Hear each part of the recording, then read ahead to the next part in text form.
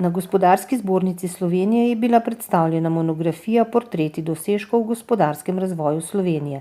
Prispevek k slovenski nacionalni in gospodarski zgodovini prikazuje 332 nagrajencev GZS za izjemne gospodarske in podjetniške dosežke.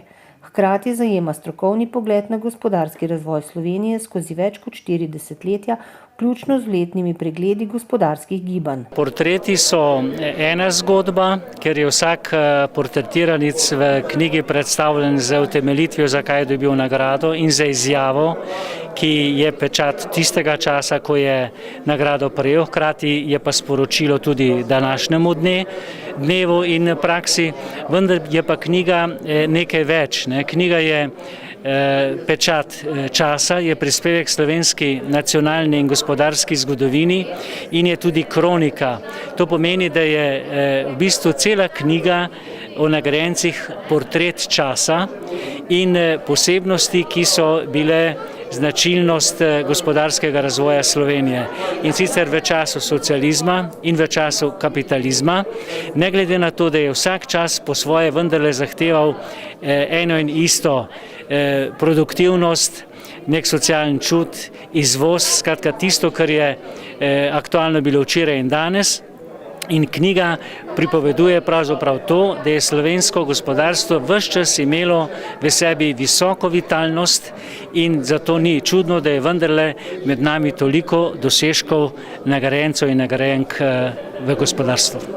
Na okrogli mizi, ki je sledila predstavitvi, je urednik monografije Jože Volfant z Jožetom Staničem, predsednikom kluba nagrajencev Gospodarske zbornice Slovenije in Aljošo Tomažem, Petro Melanšek, Janezom Škrabcem, Marjanom Lorgerjem in Iztogom Bizjakom razpravljal o dosežkih gospodarskega razvoja Slovenije in največjih razvojnih priložnostih.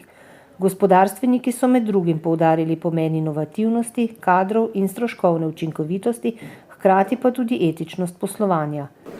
Viva Pen je res uspešno, odlično slovensko družinsko podjetje. Gospod Melanšek, ki je že prejel nagrado Gospodarske zbornice Slovenije, gospa je lanska nagrajenka, malo pa v podjetju tipa tudi že sin.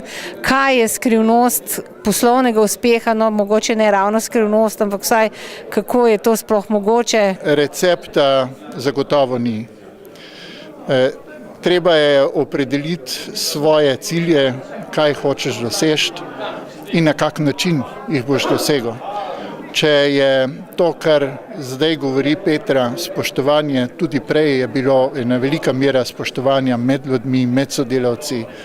Seveda so bili cilji postavljeni vedno više, kot smo jih lahko dosegali, ampak cilj je bil zelo daleč. Hvala Bogu, da smo ga tako postavili, ker mislim, da ga tudi tretja generacija še ne bo dosegla. Upam.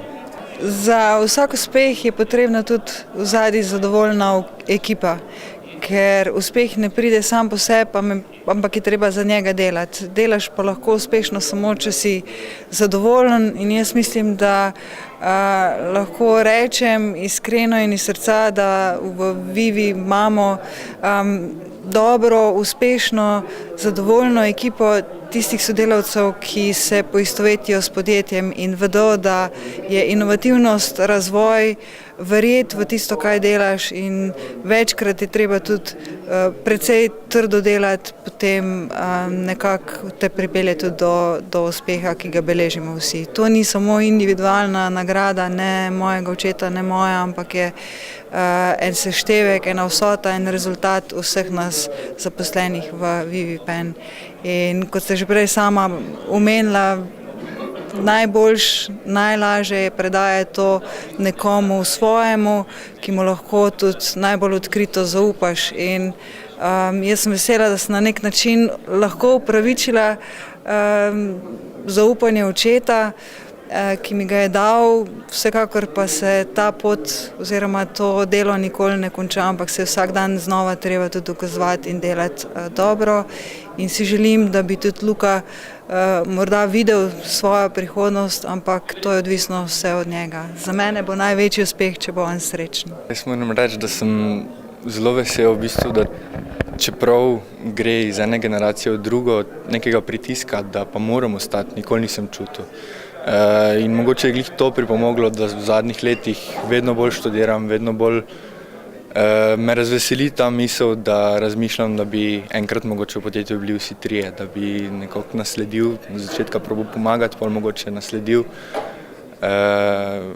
Ponosen sem, ko jo gledam na takih prireditvah, ko jo gledam v raznih intervjujih, ko dobi razne nagrade in vedno bolj me veseli. Predsednik GZS magister Samo Hribar Milič je v svojem nagovoru izpostavil, da tudi v zahtevnih razmerah obstajajo odlična podjetja, po preteklih rezultatih odličnem vodenju družbeni odgovornosti. Preteklost nas zavezuje in mi verjamemo, da bomo lahko tudi v prihodnje nagrajevali, ker imamo ambiciozne podjetnike in menedžerje, ki imajo izkušnje, ki imajo znanje in nazadnje upam, da bomo ustvarili tudi boljše pogoje zanje.